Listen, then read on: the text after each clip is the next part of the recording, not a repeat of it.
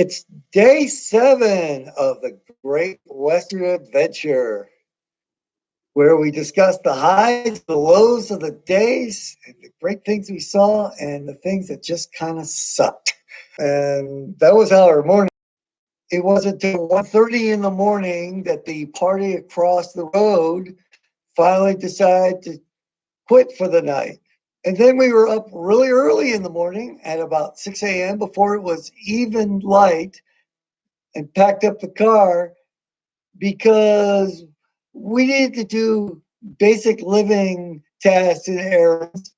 And I didn't want to lose half a day doing mundane things when we could be sightseeing.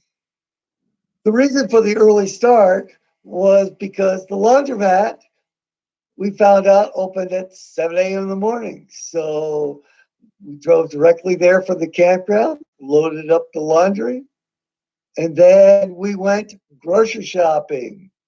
And about 30 minutes later, we came back with the grocery shopping complete and put all the clothes in the dryer.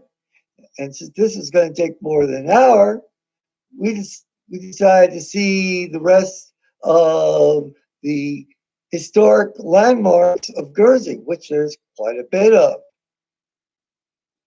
The first thing we did was to go southeast of Guernsey to Register Cliff.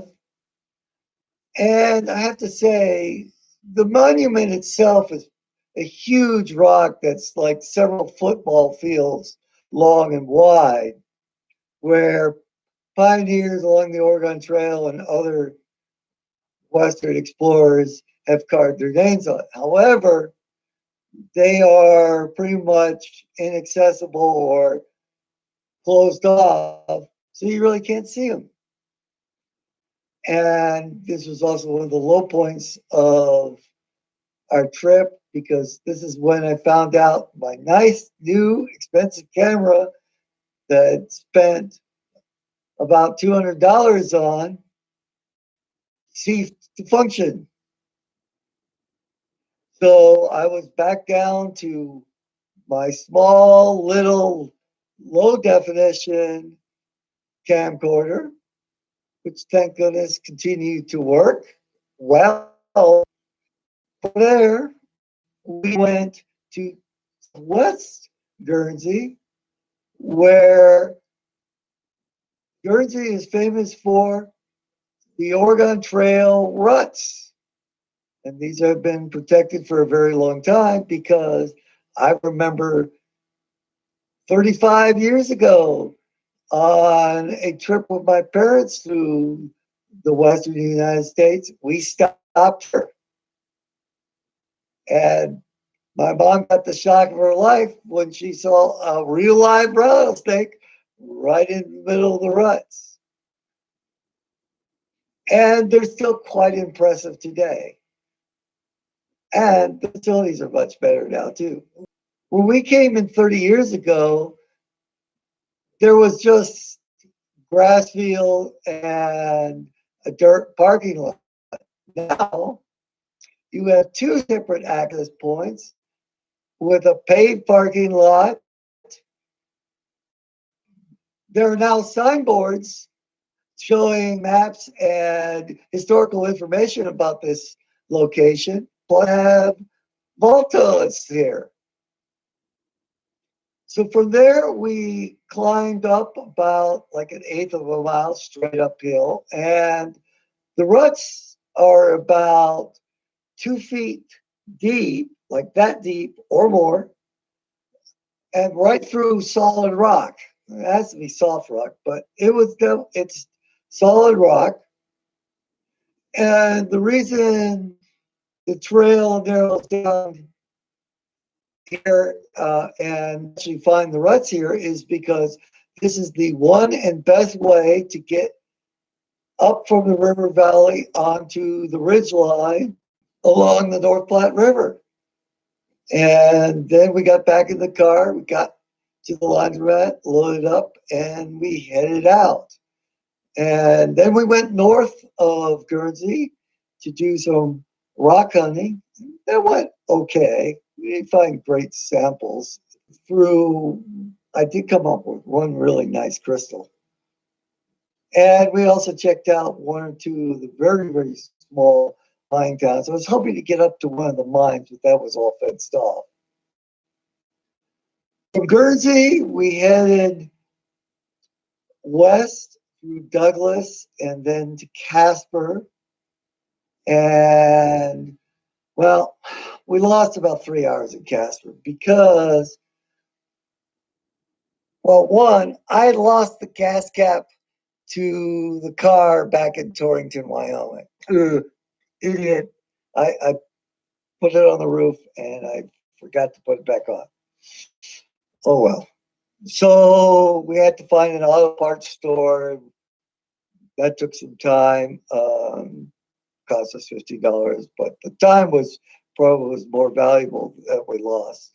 And then the big thing was to try to replace the camcorder that had broken on me. And we kind of went between two shopping centers, one across from each other. And wow, Casper has really grown. This used to be 15 years ago, there was pretty much nothing out here except for the shopping malls in the middle of fields. Now it's suburbia ahead, and the tractors feel quite heavy. After bouncing back and forth and determining what was available, which wasn't great, I did find a decent camcorder, and ouch, that sent me back about $250. And it still wasn't what I exactly wanted, but it was a good quality camcorder, and it had been one that I'd researched, so I wasn't totally disappointed. From there, we went to downtown Casper, and we drove past Fort Casper, and we saw where the Oregon Trail crosses the Platte River, and I could see why, because the river kind of makes a U, and over the years, the channel has really became braided like this. So it meant that crossing the North Platte River here was wide, but relatively shallow. I also have to give kudos to the city government of Casper. The downtown is much, much improved. It actually looks good these days. I remember when Casper was just kind of run down and there just wasn't anything to see, and there really wasn't any businesses in the downtown at all. From there, we started to go on the Oregon Trail on the far side of the river, and then we probably got lost. See, I hadn't been here like 10, 15 years ago, and I seem to remember the route, or what it was back then, but now it's gotten buried in tract housing, and I also got turned around on directions, so we lost another hour or two doing that. Finally, we picked it up south of the actual city by crossing the Platte River at a very small rural road, and then probably got lost again for another half hour. But finally, we got on the Oregon Trail about mid-afternoon, and we traveled south along an improved dirt road at about 20 miles an hour.